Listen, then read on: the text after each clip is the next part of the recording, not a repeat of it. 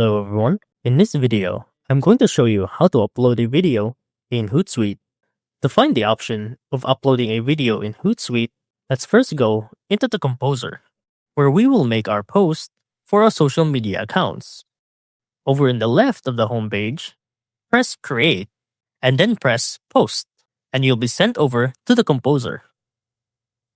Make sure to select the appropriate social account.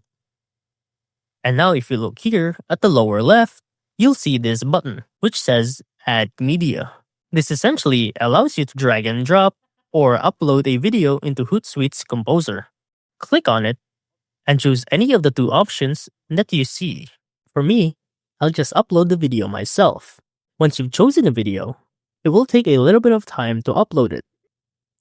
But when it's finished, it should show itself on the preview here on the right.